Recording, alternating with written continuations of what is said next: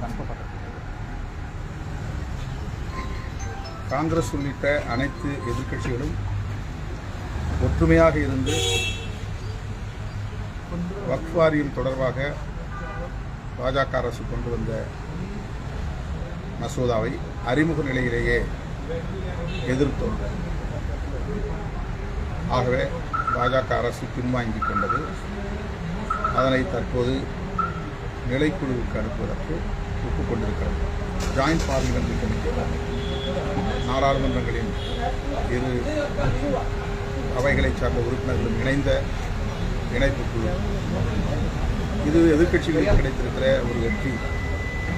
வக்ஃப் வாரியத்தில் இஸ்லாமியர் அல்லாதவர்களையும் உறுப்பினராக்குவது, 100% வெளிப்படைத்தன்மை என்கிற பெயரால் அதில் அரசு தலையீடு செய்வது, குறுக்கீடு செய்வது, கண்காணிப்பது என்கிற அதிகாரத்தை கொண்ட ஒரு மசோதாவாக அந்த மசோதா உருவாக்கப்பட்டுள்ளது.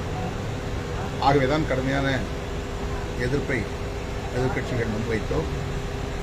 தற்போது ஜாயிண்ட் பார்லிமெண்டரி கமிட்டி என்ற குழுவுக்கு அனுப்பப்பட்டிருப்பது எதிர்க்கட்சிகளுக்கு கிடைத்த ஒரு வெற்றி. சார், இந்த கார்கே அவர்களை பார்த்து இந்த உச்சநீதிமன்ற தீர்ப்பு ராகுல் காந்தி அவர்களையும் சந்தித்தோம், கார்கே அவர்களையும் சந்தித்தோம், அமைச்சர் ராம்தாஸ் அத்வாலே, அமைச்சர் சிராக் பஸ்வான் ஆகியோரையும் சந்தித்தோம். உச்சநீதிமன்றம் அளித்துள்ள தீர்ப்பில் 2 முக்கியமான விஷயங்கள் அகில இந்திய அளவில் தலித்துகளுக்கு எதிராக உள்ளன. அதாவது கிரீமி லேயர் என்கிற முறை ஓபிசி சமூகத்திற்கு இருக்கிறது. அதுவே கடுமையாக பாதிப்பை இன்றைக்கு ஓபிசி சமூகத்தினரில் உருவாக்கி கொண்டிருக்கிறது. சமூக நீதி கோட்பாட்டில் பொருளாதார அளவுகோல் கூடாது என்பதுதான் சமூக நீதி தொடர்பாக புரட்சியாளர் அம்பேத்கர் உள்ளிட்ட அவருடைய சமகால தலைவர்கள் ஒப்புக்கொண்டிருக்கிறார்கள், அதை சட்டமாக்கியிருக்கிறார்கள். ஆனால் பாஜக அரசு தொடர்ந்து அதில் பொருளாதார அளவுகோலை திணிக்க முயற்சிக்கிறது. அதுதான் கிரிமி லேயர். ஓபிசிக்கு கிரிமி லேயர் இருப்பதைப் போல ஒரு வருமான வரம்பு, இனி எஸ்சி எஸ்டி மக்களுக்கும் இடஒதுக்கீட்டை பெறுவதாக இருந்தாலும், கல்வி வேலைவாய்ப்பில் இடஒதுக்கீட்டை பெறுவதாக இருந்தாலும் கிரிமி லேயர் நடைமுறைக்கு வர வேண்டும் என்று உச்சநீதிமன்றம் ஒரு கருத்தை முன்மொழிந்திருக்கிறது. இது மிகவும் ஆபத்தான ஒன்று.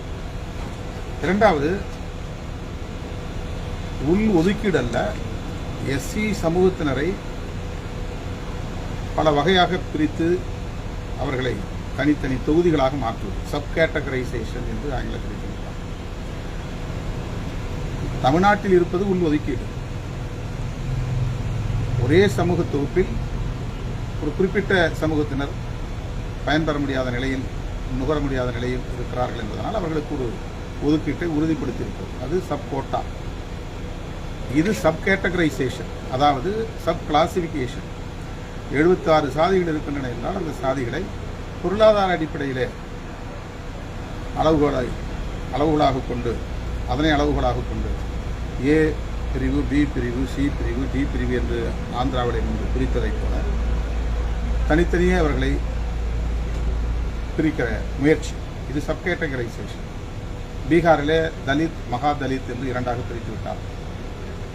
அதே போல தெலுங்கானாவிலும் ஒருங்கிணைந்த ஆந்திராவாக இருந்தபோது பிரித்த அதே நடைமுறை தெலுங்கானாவிலும் உள்ளது.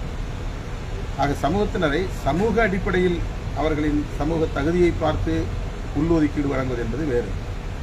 இவர்கள் ஒட்டுமொத்த சமூக தொகுப்பினை ஒரு மாநிலத்தில் 70 சாதிகளோ 50 சாதிகளோ 100 சாதிகளோ இருந்தால் அவர்களை 4 குழுக்களாக பிரிப்பது, 5 குழுக்களாக பிரிப்பது, அப்படி பிரிக்கிற அதிகாரத்தை மாநில அரசுக்கு வழங்குவது. இதுதான் உச்சநீதிமன்றம் அளித்துள்ள தீர்ப்பு.